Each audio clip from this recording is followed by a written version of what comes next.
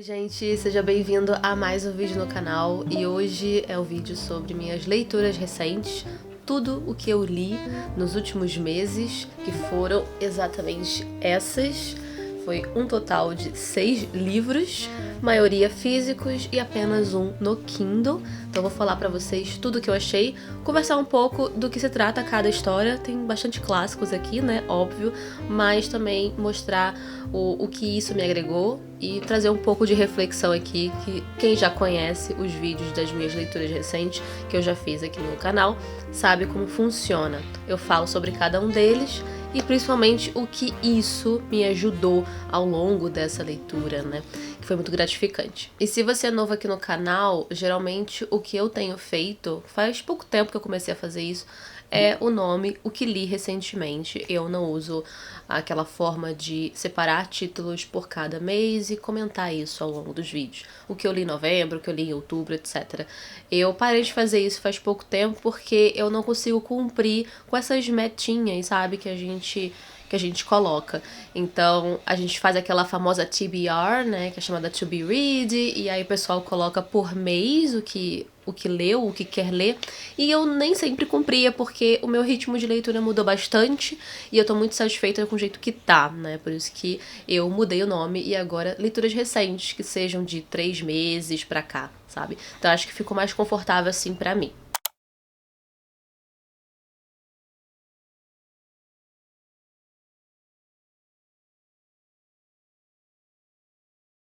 Mas bora começar. Eu vou começar falando então do livro que eu li pelo Kindle, que eu já comentei num outro vídeo lá do Book Haul, que é sobre o Poesias das Estrelas, do José Maurílio Souza Freire. Esse livro de poesias, óbvio, é um livro muito legal que eu já falei lá no outro vídeo, que seria bom para quem quer começar a ler poesia, quer criar esse hábito com a poesia. Pode começar com esse. O que ele faz aqui, basicamente, no livro, né? As poesias são focadas para a gente poder ver tudo aquilo que está ao nosso redor. E, principalmente, o universo. É como se fosse até uma declaração de amor ao universo. Mas eu, quando leio essas poesias, eu sempre foco também aquilo que está como uma metáfora mais humanística. Então, por mais que ele fale das estrelas, do comportamento das estrelas, da solidão, do porquê ela brilha, mas nem sempre aquele brilho é de verdade, ou quando fala da morte delas, eu posso pegar isso e trazer para algo mais humano. Ele fala até cientificamente, né, no poema As Forças da Gravidade, que a força da gravidade que mantém os planetas, mas sempre vai ter uma força repulsiva. Que tudo ao nosso redor, ele não necessariamente é aquilo que vai nos manter, mas também pode nos repelir, pode ser algo repulsivo. Tudo em nossa vida, em vários âmbitos, seja de trabalho, seja de relacionamentos amorosos, amizades, tudo. A gente, ao longo dessa vida, a gente vai perceber se aquela força é uma força que nos mantém ou uma força que vai nos repelir, que vai ser repulsivo para várias coisas na nossa vida, sabe? Então, se você se interessar, eu vou deixar o link aí na descrição para você comprar esse livro. Eu comprei por R$ 4,99 e só tem no formato do Kindle, então o preço tá bem baratinho, tá super acessível. Então acho que você não devia perder a chance de conhecer os poemas de José Maurílio e exaltar a poesia brasileira contemporânea.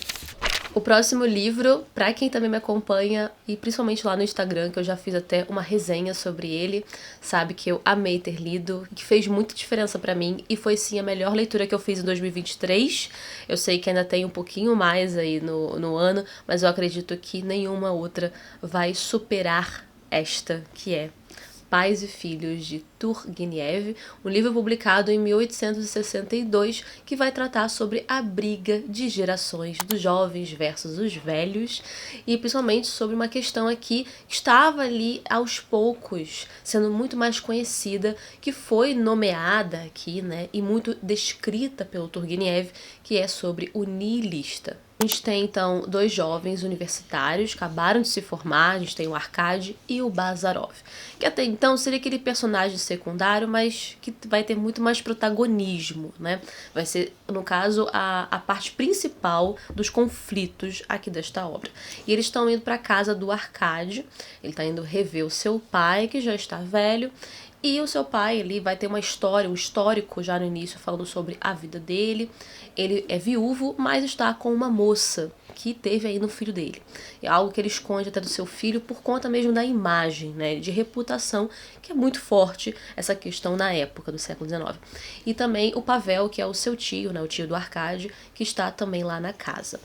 Então, nesse momento ali que eles vão ficar esse tempo na casa, vai ter uma série de diálogos e conversas entre esses personagens, principalmente o Bazarov, que é um cara da medicina, que ele é muito mais lógico, e um niilista. Ele seria o mestre do Arkady. O Arkady se vê como discípulo de Bazarov.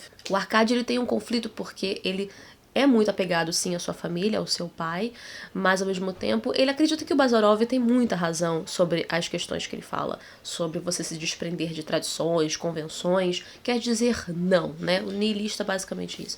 É você negar tudo, principalmente a poesia, a literatura, a arte, né? O romântico. E você vai ver ao longo da história o Bazarov caindo em diversas contradições. Nem ele mesmo conseguiu manter a personagem ali a respeito dos niilistas, né? Então eles vão ficar esse tempo aí na casa e logo vão sair e vão passar por várias outras personas, né? Várias outras personagens e muitos personagens que vão desafiar até mesmo o próprio Bazarov sobre essa questão. E tanto o tio e o pai do Arkady, eles ficam indignados. Como pode um jovem ser niilista? Como pode ele pensar dessa forma? Porque o niilista também, ele acredita que os velhos são ultrapassados. Eles não vão acrescentar em mais nada e eles estão presos ao passado. O que está no passado, ficou no passado, né? Depois a gente vai conhecer ao longo da história a família do Bazarov e é muito engraçado como o Turgenev coloca, né? Porque você vê o personagem Bazarov tão em negação a muitas coisas mundanas, e os pais dele o idolatram, fazem tudo por ele e ficam loucos quando ele volta para casa. Mas o Bazarov se mantém muito nisso. Ele sabe, por exemplo, que existe esse amor, né, do pai pro filho, etc. Mas ele se mantém nas suas emoções porque ele acha que aquilo não vai fazê-lo ir para frente, sabe? Então ele é muito focado na profissão dele, no ser médico, naquilo e acabou. Mas ele vai se apaixonar também. Ele vai fazer de tudo para evitar isso, mas ele vai se apaixonar. Então, em muitos momentos, até em diálogos, você vai ver que o personagem, ele tá mais tentando manter essa personagem, tentando manter essa figura que, no fundo, é muito difícil. A gente não consegue ser padrão o tempo todo. A gente tem vários sentimentos e conflitos internos que a gente não conseguiu resolver, né? Que é mais uma casca, é mais uma questão, por exemplo, que me lembrou até O Estrangeiro, do Camus, sobre a dissimulação. Na minha opinião, tá? Na minha opinião, eu achei que quer dizer muito isso. E eu vejo o Bazarov como uma pessoa que é muito convicta nos estudos, na erudição, na medicina. Ele é muito lógico, mas ele não passa também de um fanático, vai. Não passa. Você trocou uma coisa por outra. Então ele, dentro do niilismo e dentro daquilo que ele acredita, é um tipo de fanatismo também, eu poderia dizer. E a gente só não tá falando de uma religião, mas ele pode colocar isso como uma, né, como tal. E no contexto aqui da obra, tanto antes e depois da publicação, né, a gente vai ver o fim da servidão na Rússia, que é algo que estava sendo também muito influenciada pelas questões da Europa em geral. E a gente vai ver uma grande briga que teve após a publicação de Pais e Filhos dos próprios niilistas da época e também dos senhores, dos idosos daquela época, que detestaram as descrições do livro. Então, os mais velhos acharam, né, acusaram o Turgenev dele ter feito esse livro para aumentar ainda mais a raiva dos niilistas para com eles.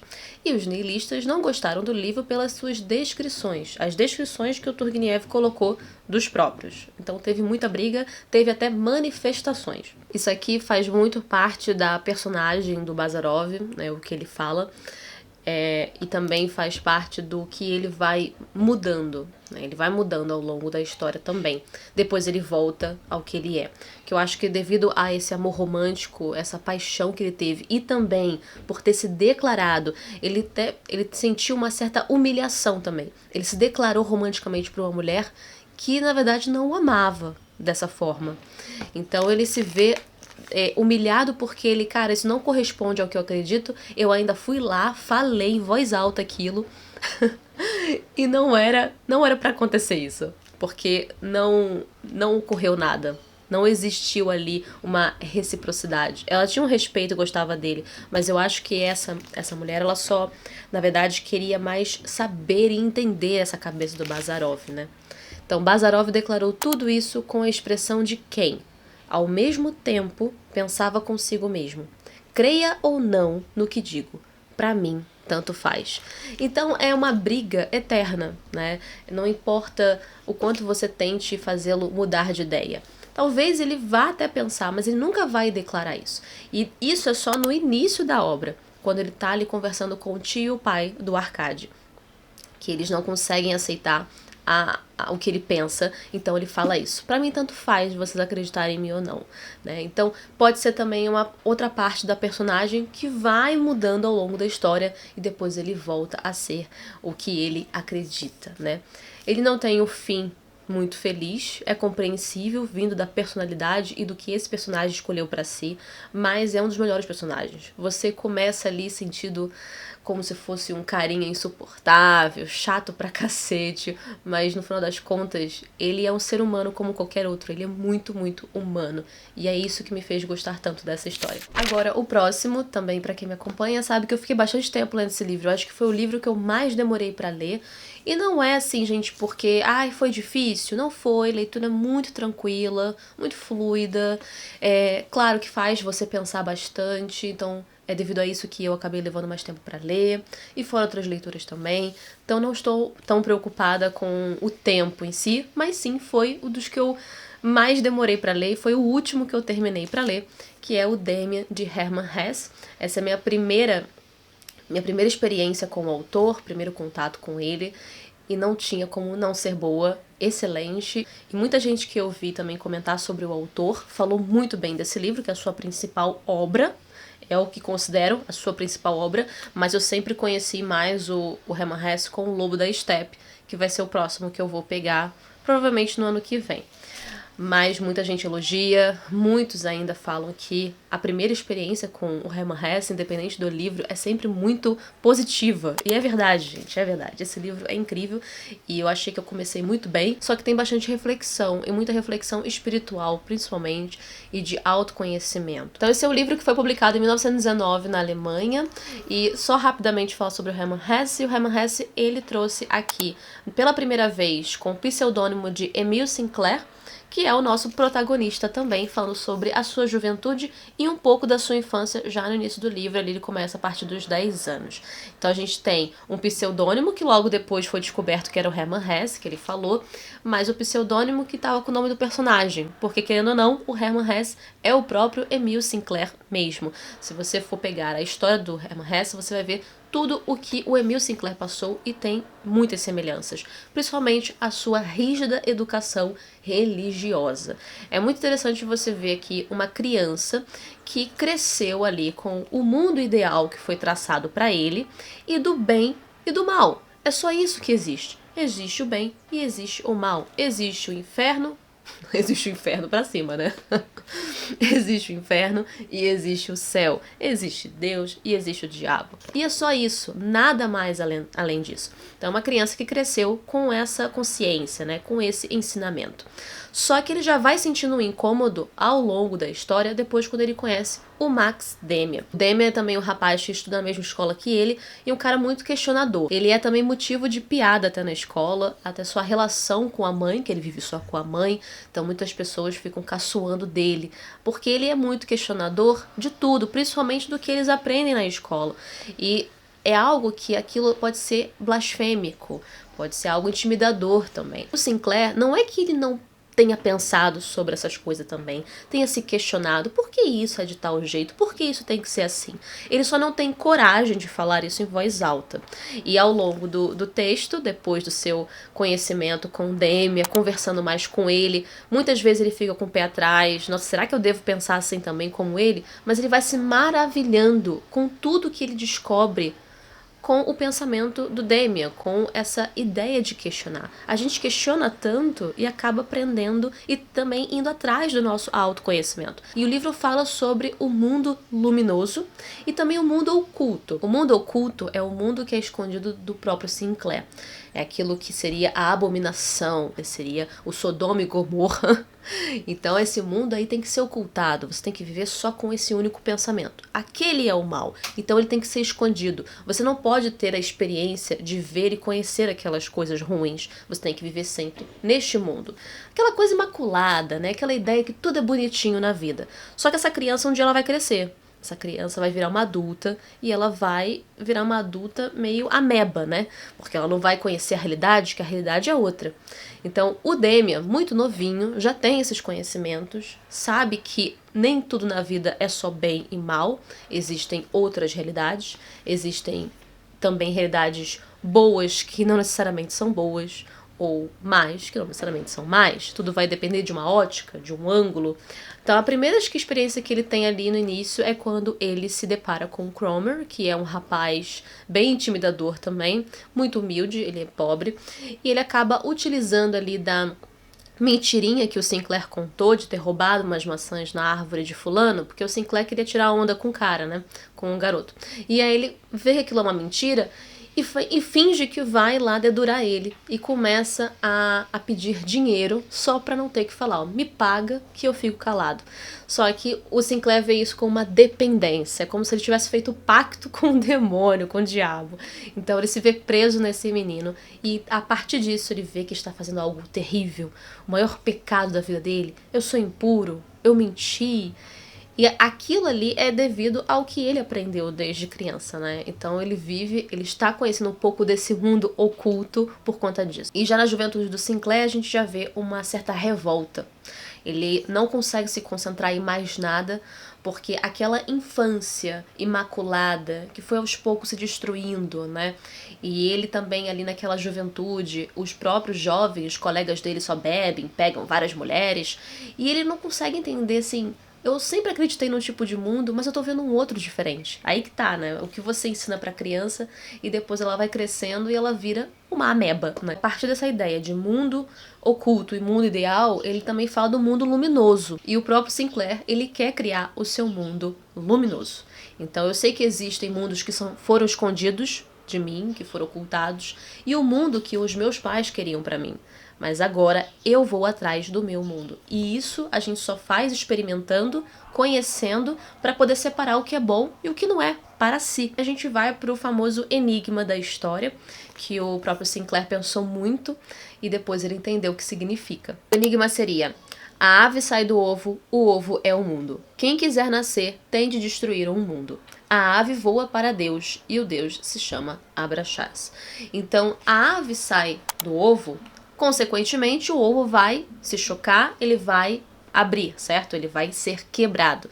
Então, para você nascer, ou até para o próprio Sinclair, para ele nascer de novo, ele vai ter que quebrar esse ovo.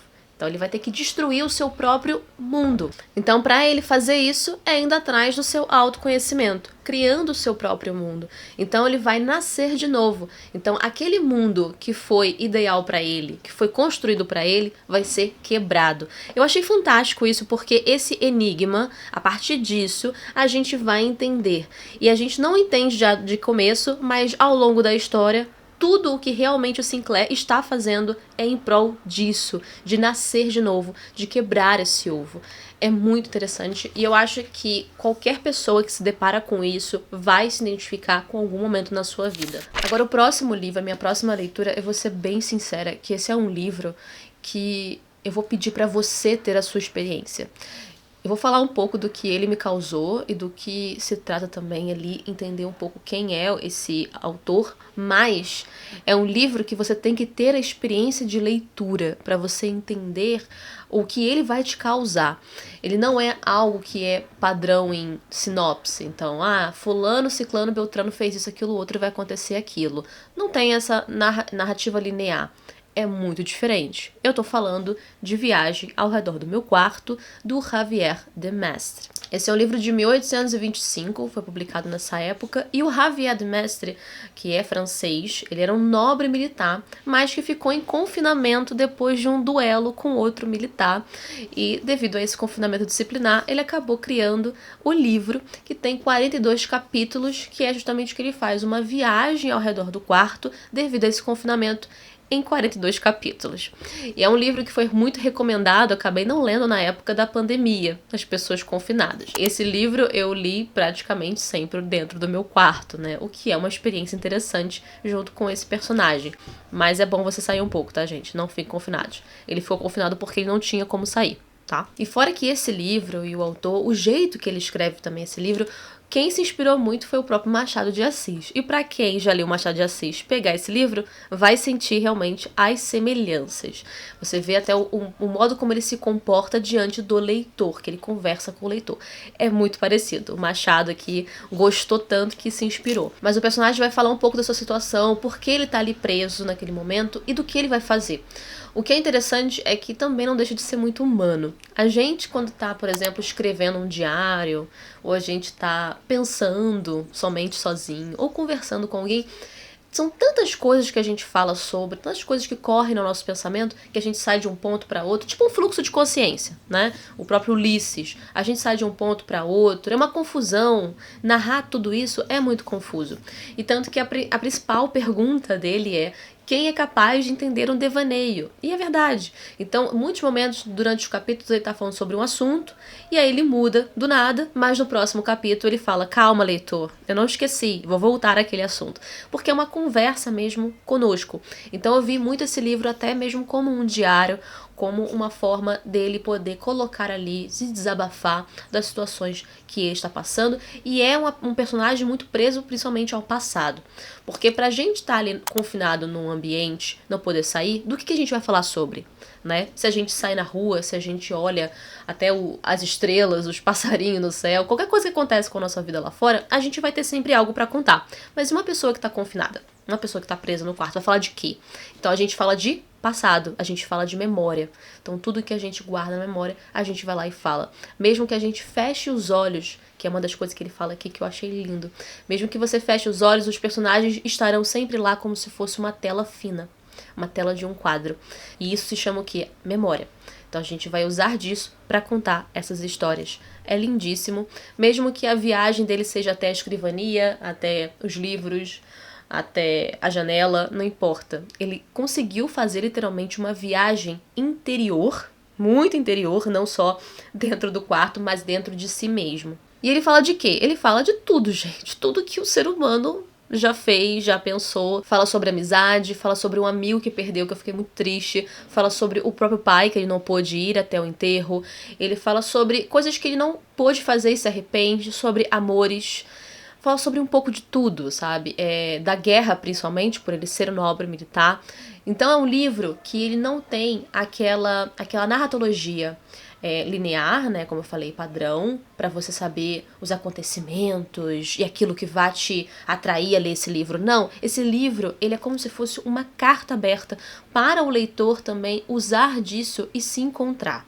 Sabe? Ele faz essa brincadeira de viagem ao quarto porque ele tá confinado, mas é uma viagem que a gente pode fazer na própria cabeça. A gente já tá com a cabeça, né, eu principalmente, com ansiedades e tudo mais, muito cheia o tempo todo, então a gente pode encontrar algum meio, fazer uma viagem também, para nos encontrar. É isso que eu acho muito legal, é isso que esse livro fez comigo, e por isso que eu me identifiquei em muitos momentos com esse livro. Tudo que ele falou aqui, literalmente tudo que ele falou, eu já senti alguma vez na minha vida, mesmo com apenas 28 anos. Excelente, eu super recomendo. Eu usei a edição da Antofágica, mas você também pode utilizar a edição da editora 34, tá? Que também tá bem legal. Mas eu usei da Antofágica, que tem ilustrações lindíssimas. Mas super recomendo, gente. Só leiam esse livro. E o penúltimo livro que eu vou mostrar hoje é o Helena, de Machado de Assis.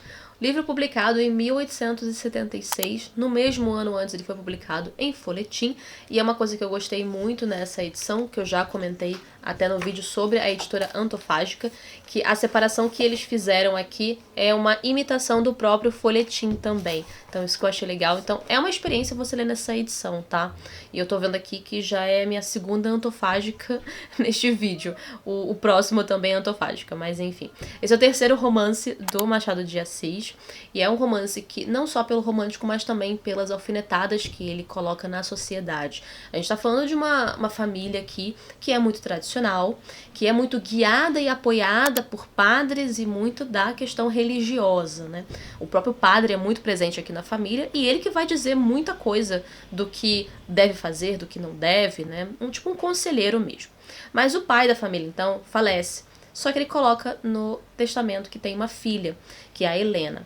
E ele já tem um filho, que é o Estácio, que agora será o chefe da família, e também quem mora com ele é sua tia Úrsula, a irmã de seu pai. E a Helena é uma jovenzinha muito humilde, né? Ela vem de uma família pobre, a sua falecida mãe e tudo mais, e ela é uma moça que tem muitos segredos, ela tem um jeito diferente. Então, será que ela vai ser capaz de honrar será que ela é digna de honrar essa família? O livro é basicamente essa responsabilidade numa nova posição que a Helena vai ter. Será que ela vai conseguir, diante de uma educação que ela teve, que é muito diferente dessa nova que ela terá? E aqui a gente vai ver uma questão que foi muito discutida na época, principalmente, porque esses dois supostos irmãos, o Estácio e a Helena, eles inconscientemente vão acabar alimentando um romance platônico e realmente romântico entre ambos. Que ao longo da história, tanto a tia Úrsula e o próprio Estácio, eles vão se afeiçoar à menina. Eles vão começar a aceitá-la. Então essa aceitação que eles começam a ter por ela, as questões sociais, as questões de dever, começam aos poucos se suavizando. Vão deixando de lado para poder aceitá-la mais como parte da sua família. E a forte crítica dela ser uma bastarda e vir de um fruto não conjugal, que é o seu pai com uma outra mulher, que não diz respeito à família. E eu pensei muito a respeito também sobre o padre. A figura do padre ali na casa sempre, como o próprio Estácio, ele vai tomar uma decisão, né? O que ele vai fazer a respeito de um impasse, o padre tá ali para aconselhar, entendeu? E sempre diante de algo que tem que ser dentro dos costumes religiosos, né? E a gente tá falando de uma personagem que tá muito distante disso. A Helena tá distante disso. Ela não tem nada a ver com a família, literalmente. Ela não tem nada a ver. Olhares e vários escândalos, principalmente desse romance inconsciente que eles vão criar um pelo outro, até a gente ter a revelação, né, sobre a identidade da Helena e tudo mais. Até aí a gente vai ver várias repugnâncias da sociedade, do que a sociedade pode pensar sobre eles, da imagem da família.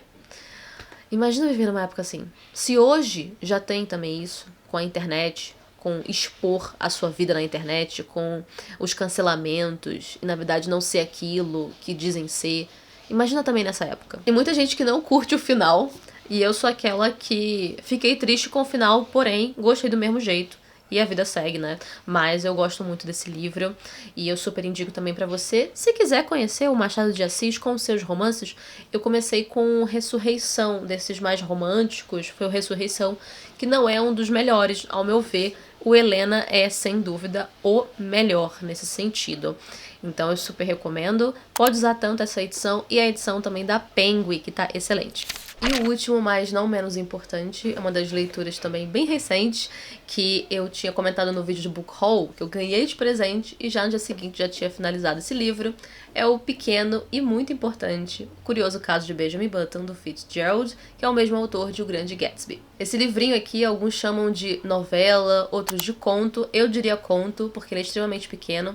Essa edição da Antofágica tem textos de apoio, ilustração e apresentação, né, como já falei também, e por isso deixa ele maior. Acho que é a edição da LPM, que é minúscula, porque ela só tem literalmente a história.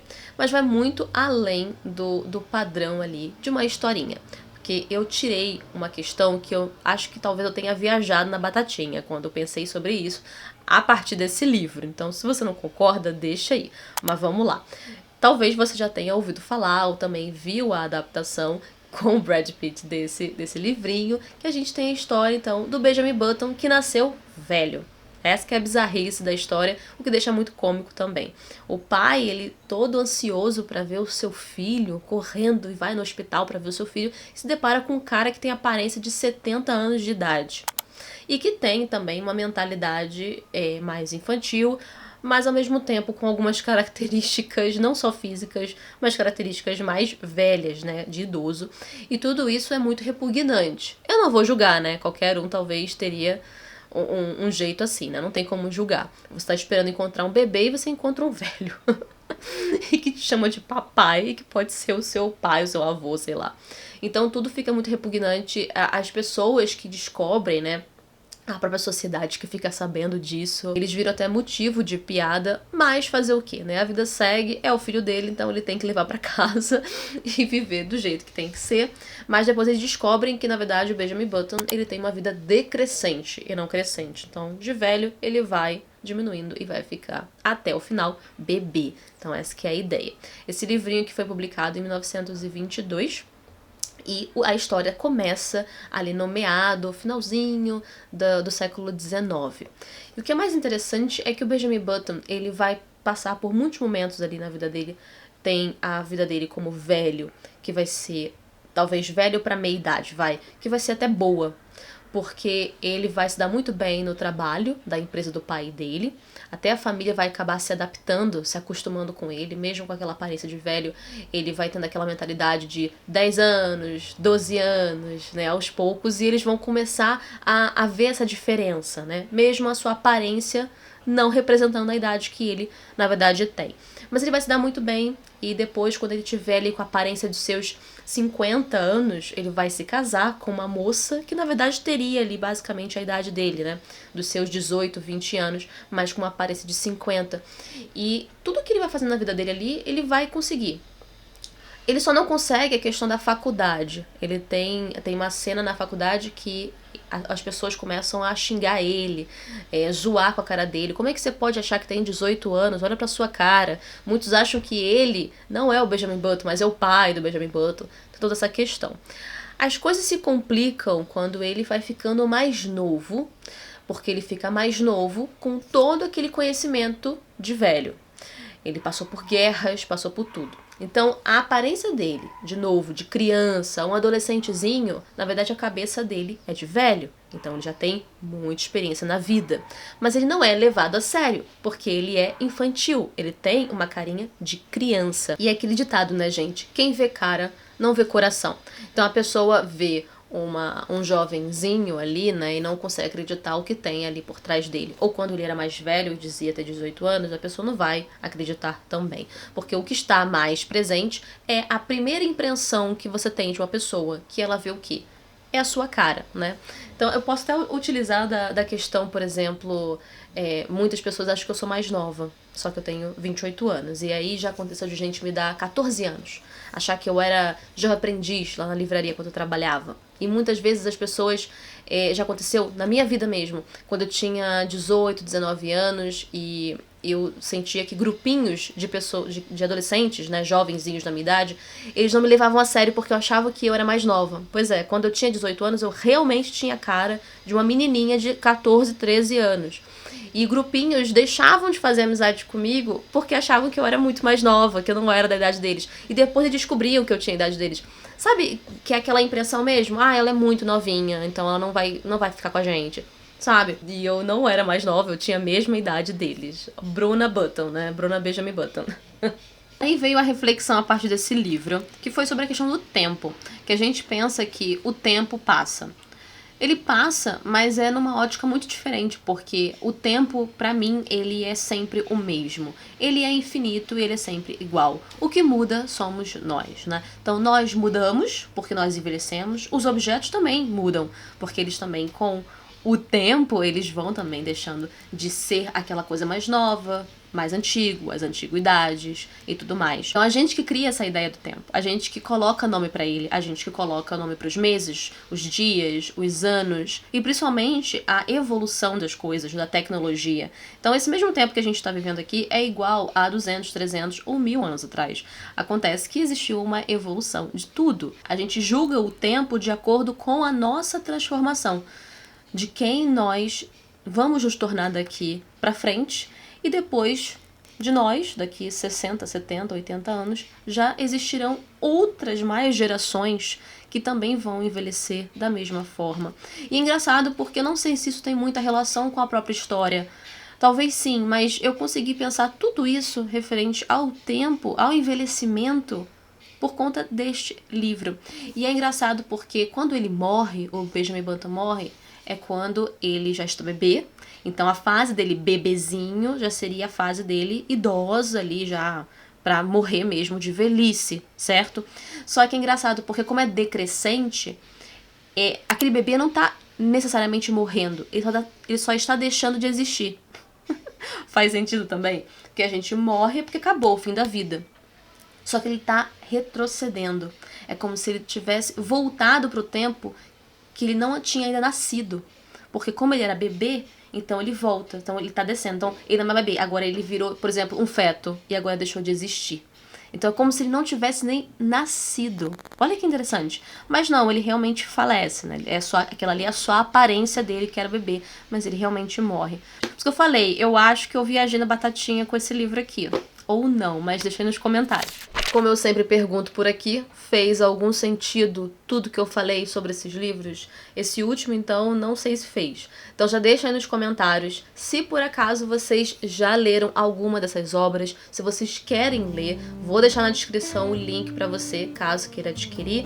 Não deixe de conhecer Poesia das Estrelas, do José Maurílio, que vale muito a pena. E se você gosta de fazer leituras assim como eu, viajar aí na batatinha, né? Uma viagem ao redor do seu quarto e pensar e refletir em coisas que não necessariamente estão dentro ali dos limites que o autor traçou na história, né? Que você pode pensar além.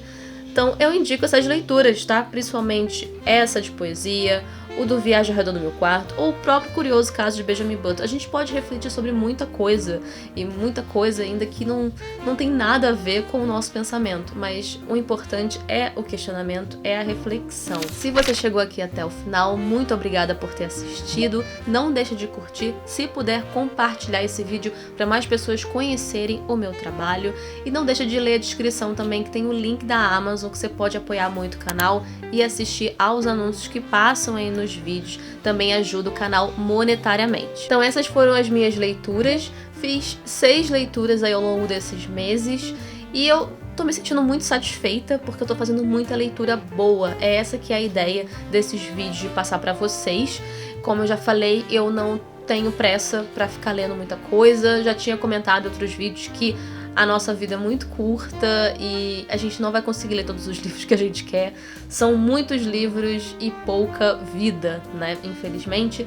Então eu vou aproveitar e pegar tudo aquilo que me interessar mesmo, lendo aos poucos, talvez terminar uns, ou demorar 3, 4 meses pra terminar um, e tá tudo certo pra mim. Então essa é a minha relação que eu tenho com os livros. Então é isso, gente. 6 leituras excelentes que eu gostei muito. Quem sabe agora pro próximo vídeo de leituras, talvez vai ser em janeiro, tá? Já vai ser pro ano que vem, 2024. Agora nos veremos no próximo vídeo aqui no canal. E muito obrigada por assistir a mais um vídeo do Bruni Livros. Tchau!